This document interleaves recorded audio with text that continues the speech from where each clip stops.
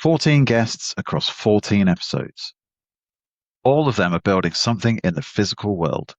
Most of them can tell you in very precise terms who they are building it for and what wrong they are trying to right. This is the Why Design Mission and Purpose compilation. And don't get me wrong, those were incredibly impactful moments, but this, I think, was the moment for me that it became so very real, because we had someone who had a horrible experience and cared enough about what we were doing to call us from the hospital bed the day after her surgery and say to us, I want to try again there. I am going to try again with Bea. And I just thought, my God, I think two things hit home for me in that moment. Was the gravity of the thing that we were doing. You sort of I always used to say, oh, we're changing lives, we're changing people's lives. And it feels like such an airy fairy and a sort of like blithe thing to say. And of course, you're helping people conceive, yeah, their lives are changing. But in this moment, it had never felt more true to me that this woman, this brilliant, brilliant woman, ectopics are high risk, right? She had emergency surgery. She's down a fallopian tube that impacts your fertility. And yet here she is saying, I'm going to try again. And I just thought, my goodness, we've really built something here. The wrong that started it all. Most of the products on this show exist because someone looked at the world and decided that the way things were just was not acceptable. 4 guests on the specific wrong their product is trying to right. I really started to see with my own eyes the inequities that exist in fertility in particular, and how we've landed with a system that enables people with money to have babies, healthy babies, and people without money to just struggle alone and take chances. And that really plucked at that, well, hang on a second, that's not fair, sort of desire. And then, creating a company where I was able to build a team and start creating that sort of culture. And it was, the early days were really, really fun, really hard, but really fun. So Windfall Energy is the company. We're building a home energy product, a battery that's aimed for people who live in flats and smaller homes and people renting, which is about half the homes in the UK. So there's 28 million homes in the UK, and about half are either flats, renters, small homes, people for whom solar panels, they don't have a roof, they don't have space for a big Tesla Powerwall or something, just the kind of, probably too early to say traditional home energy products, but the incumbent stuff just doesn't work. And those people are kind of being left behind. If you hear about kind of octopus homes where the people have no bills, but in order to get there, you need to have a big enough house to have solar and kind of some sort of energy infrastructure built in. You need to be able to afford it. I mean, that's typically solar and batteries in a bigger house could cost 10 grand plus. And so if you're in a flat living in the city, that's just not going to happen. And the result of that is just bills going up, and a lot of people are kind of stuck. So we thought, what can we make a product for those people? So effectively for half the country that's been left behind. And typically home batteries, so people think of a Tesla Powerwall, they're primarily designed to take excess solar power when you're not using it. So that means you need solar panels. And again, only about 5% of homes in the UK have solar panels. So effectively, that means all home batteries are kind of aimed at those 5% of people, which again is kind of crazy that that's almost like the mainstream market. It's just that tiny little niche. So we thought, how can we open this up a bit more and make a battery for everyone? I've worked in lots of businesses where they've implemented automation and the business has grown.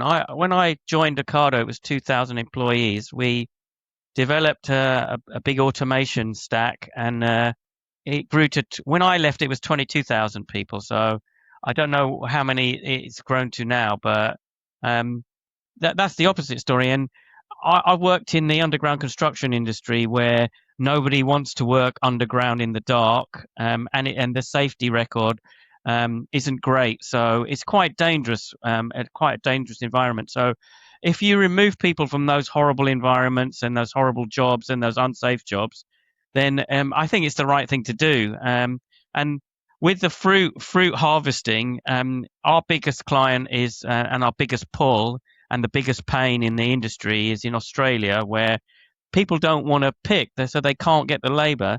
So they're flying them over from all over the world, which has got a terrible carbon footprint as well.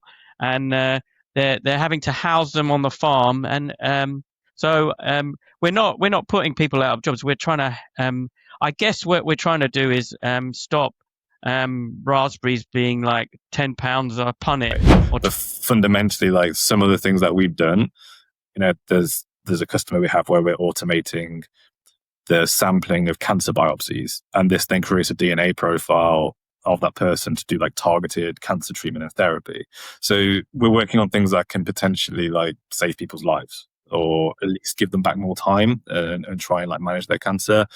But it's also things like drug discovery. So there's like one of the things we were involved with, which wasn't actually drug discovery. One of the first implementations we did was in COVID testing, to the PCR test that everyone was doing down at the University of Southampton. This is before I joined, but they had cobbled together some stuff, which was then automating like I think it was PCR testing for all the COVID samples. But then it could also be used for drug discovery, for vaccine development.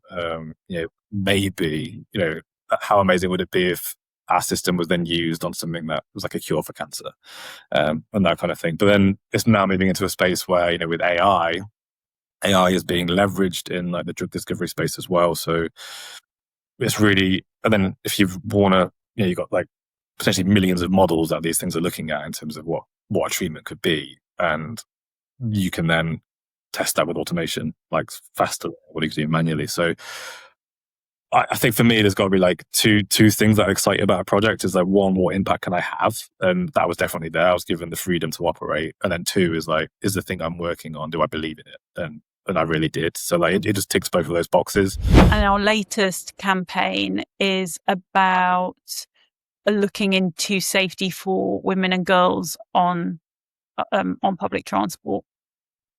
And so we've been working with a woman who has a research grant, who's a kind of rail professional. And we've spoken at a couple of conferences about the subject, started to do our own research, and set a project that we've run with Central St. Martin's with their master's course. And it's about kind of, I guess, next 6 to 12 months is about taking that to the next stage, hopefully sharing some prototypes and giving a platform to a really important subject. And, again, kind of what I love about what we do and about working with transport is, essentially a pillar of society. And you get to explore really, important issues to improve, social equity. And that panel demonstrated how many women there are in design and how many have lots of energy and enthusiasm and ideas and courage, and there was a bit of a common thing where just sometimes couldn't see themselves belonging in certain places. And obviously, hopefully, in teams like mine, when you see that there's a female leader, you can see a bit of hope and you can see that you can belong somewhere. I think because it is male dominated, it just, and not just design, the higher roles in many other functions. Right. So when you are growing within design and interacting more cross-functionally, you are also getting together with mostly male leaders. And there's so much I think I've had to learn about how to present myself in those situations, how to persuade, how to convince people of things. And that's just, it's a lot of effort and learnings that might not attract everyone. And I hope that after a few years of me and all the many female leaders, by the way, that do exist in design, can help forge a bit of a different way of conflict resolution or persuasion or pitching ideas and stuff like that, that we can then create this environment where other people feel like they could take part. The moment the mission became undeniable. Mission is easy to declare. These are the moments where it stopped being a statement and became something else. Undeniable, personal, and impossible to walk away from. So actually, one of the key moments for us, we were working with some US-based clinicians, and Rory had a bit of a sketch on the back of a piece of paper around trying to access and illuminate the surgical site in a better manner. And the surgeon said, I was only thinking about that last night. I was like going to sleep thinking, how on earth do we get more light into the small spaces in ENT so that we can do the operations better? So I think, those kind of aha moments that we're not the only one thinking about this problem, and that what we've seen is validated by the clinician, it was really important point for us very early on. But the challenge with, what happened to us, we were actually in real life. We were in Boulder, Colorado. So we were actually off. It was a Sunday afternoon. It was very cold outside. We were walking through. We went to go get, we have a newborn. She's now 16 months, but at that time she was 6 months old. And we were going to go get her ears pierced. So we were in Boulder, Colorado at the piercing shop, and she had a diaper emergency. And immediately the first thing her and I did, my wife and I, was started to try to find a restroom to go change her. What we discovered in about 10 minutes time was there was absolutely no access. We had 0% ability to find a restroom that was either unlocked or that was clean enough to use. We found a public restroom in Boulder. It was completely unusable. There was trash. It was cold. It was dirty. I mean, just filthy. And so we stumbled across 2 or 3 good coffee shops or sandwich shops, and all of them had codes on the door that said customers only. And so as I'm walking to a final stop, and I just finally said, I'm going to buy something. Here's $5, put the soda. And I got the soda, got the code. We changed the diaper. We got in the car. And I literally said, I would have been happy to just pay for a restroom. I don't need the soda. This was an emergency. We had to go in. It wasn't, this was a moment where I didn't need to buy anything. I just need to go to the restroom. So that was a moment where I realized we have an opportunity. We've been to Europe, we've been to Mexico, traveling, and realized that, it's not ethical to charge for a restroom. We just don't do it here. And now that we have this interesting lockout situation happening across our cities, and I understand it as a business owner, I grew up in the family business. We understand it's a cost. So we know that a non-customer using your restroom is a true cost, right? So, but over this period of time, we created this mindset of, is it possible? That's when I started doing the homework and saying, I think this can be done. Technology exists in forms, not this specific one, but we knew that we had payment. We knew that we had locks that could be manufactured to unlock, right? So we knew that there was a lot of things that existed that could be combined to each other.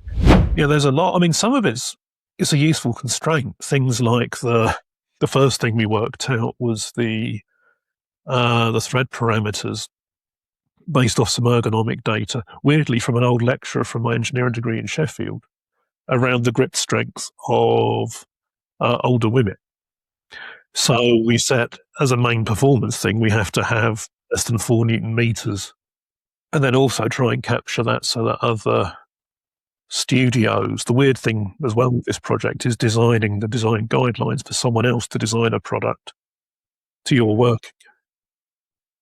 So we've had a number of design teams now working on their own dispensers.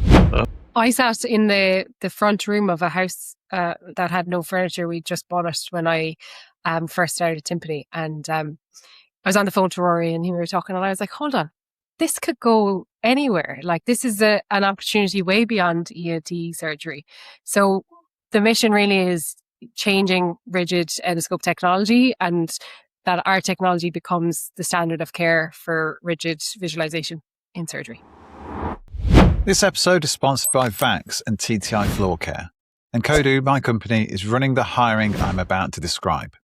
So you know exactly what this is. And this is why I wanted to make it anyway. I've recruited for VAX for more than 10 years. Over 50 people, including a VP of engineering and a head of design. I know that building well. Right now, they are rebuilding their UK engineering and innovation function from the ground up. Advanced development, design engineering, and industrial design, all at once. I've not seen them move at this pace in a decade of working with them. So I'm going to tell you what is actually happening, and you can decide.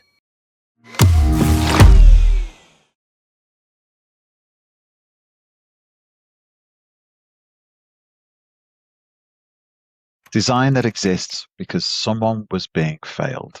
A product that does not work for the people who need it most is not a finished product.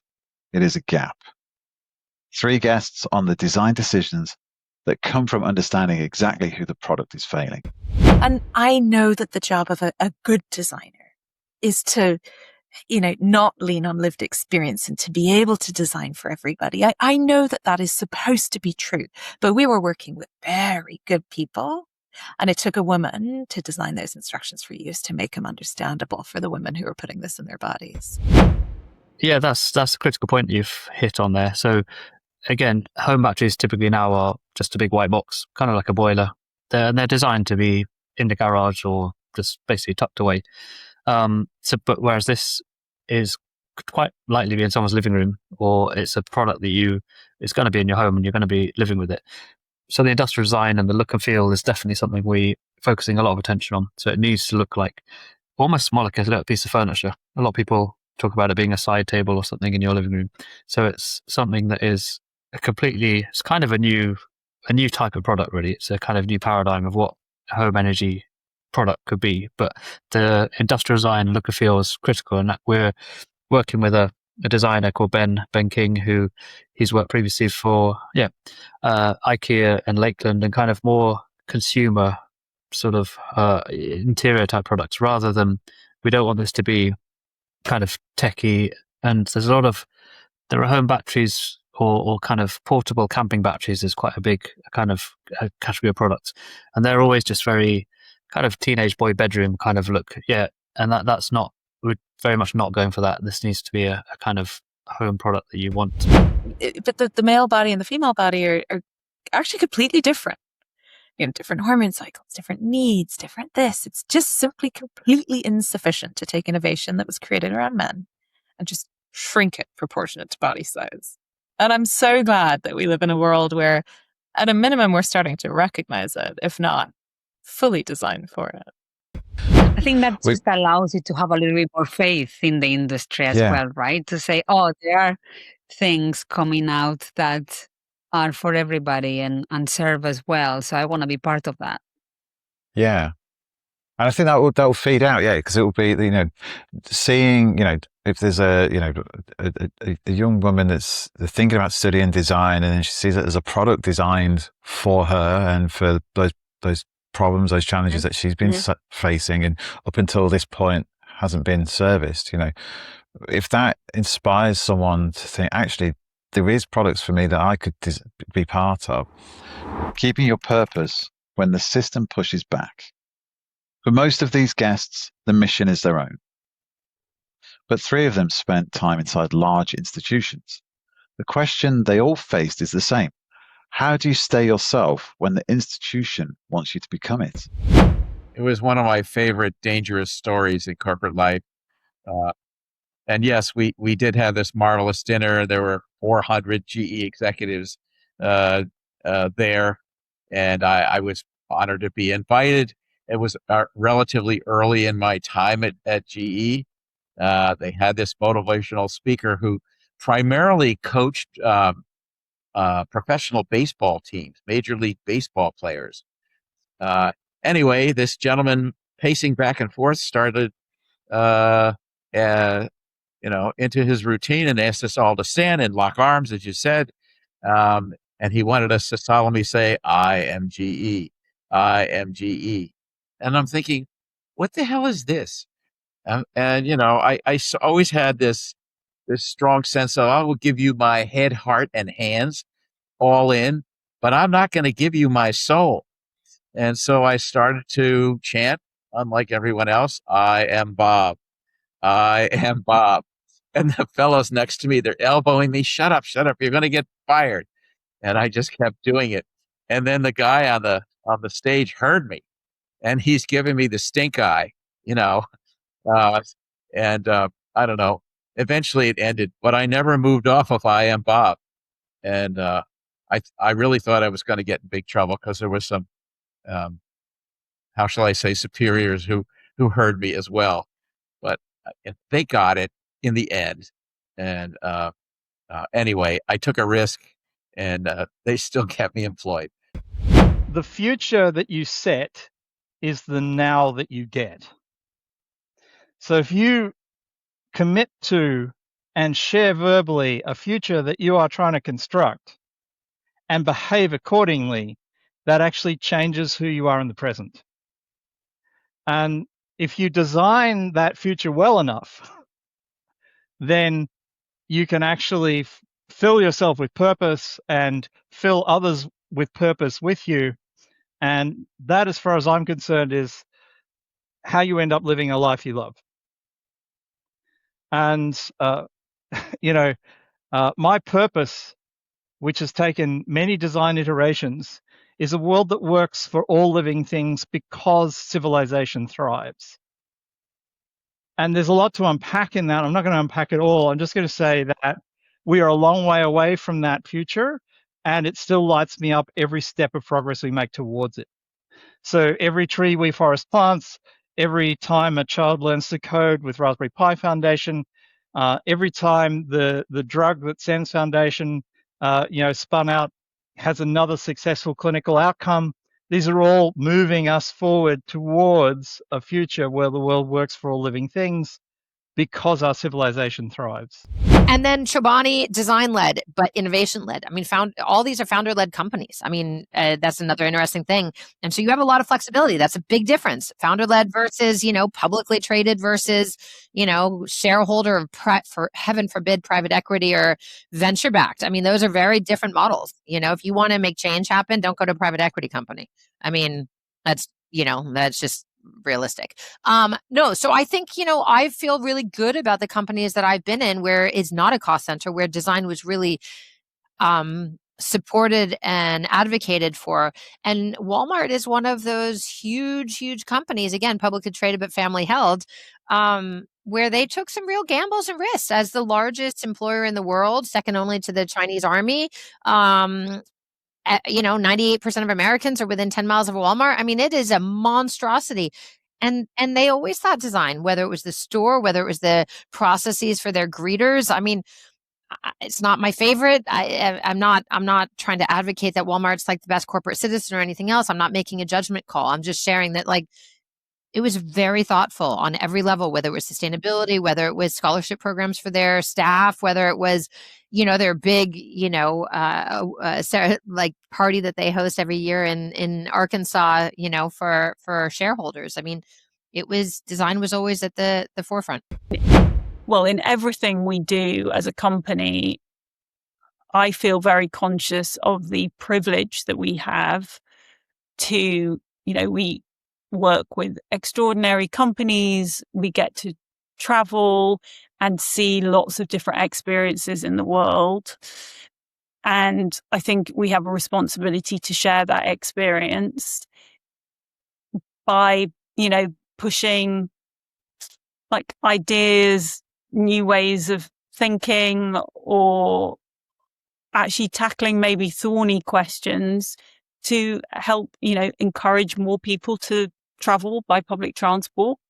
But yeah, using our design thinking to tackle tricky questions, but also by putting those ideas out into the world to push that public discourse around an area.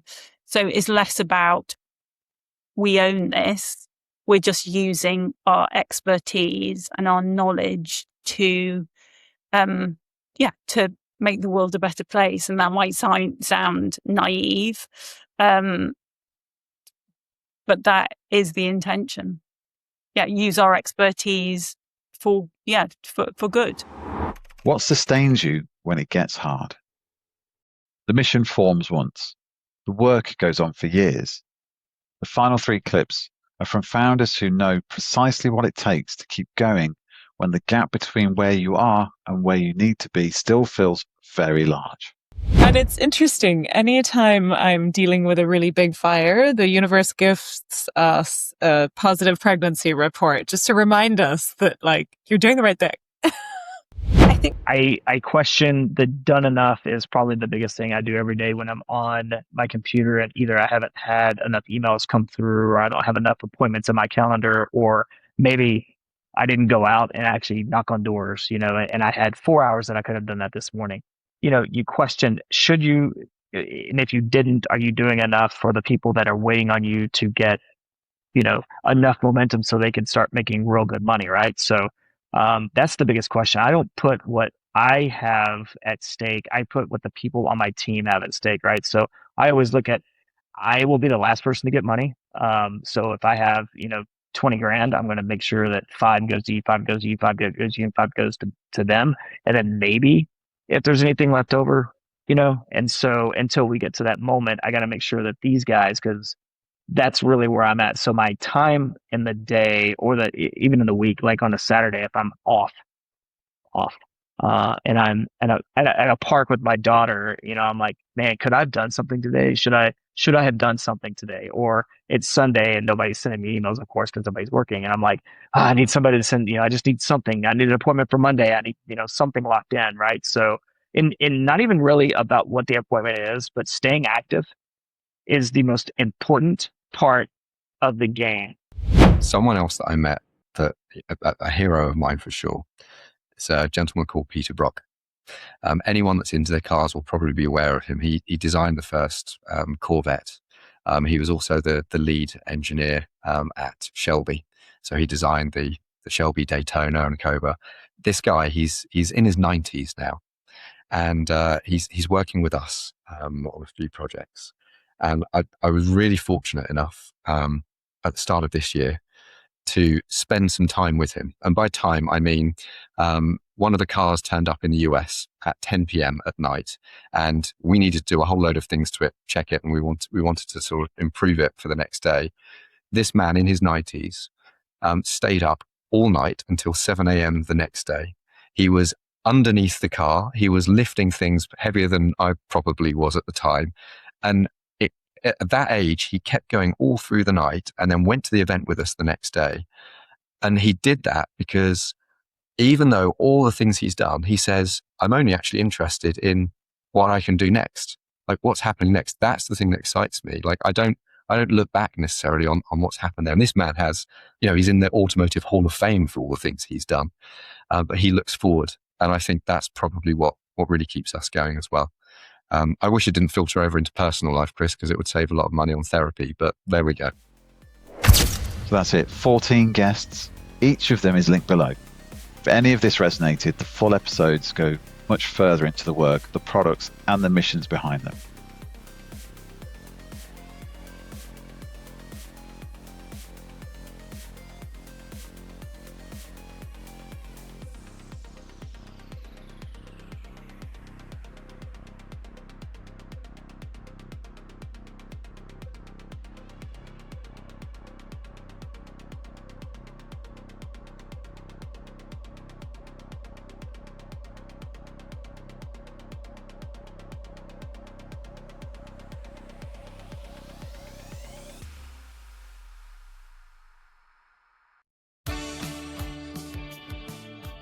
Thanks for listening to Why Design. If this episode gave you some new ideas, share it with someone in your team who'd find it useful. And follow the show so you don't miss what's next. And if you're building a product team or looking for your next challenge in design or engineering, that's exactly what we do at Kodu. We help companies hire smarter and faster and help great talent find work that actually fits. I'm Chris Whyte, Connect with me on LinkedIn and let's keep raising the bar for design leadership. Until next time, stay curious, stay creative, and keep asking, why design?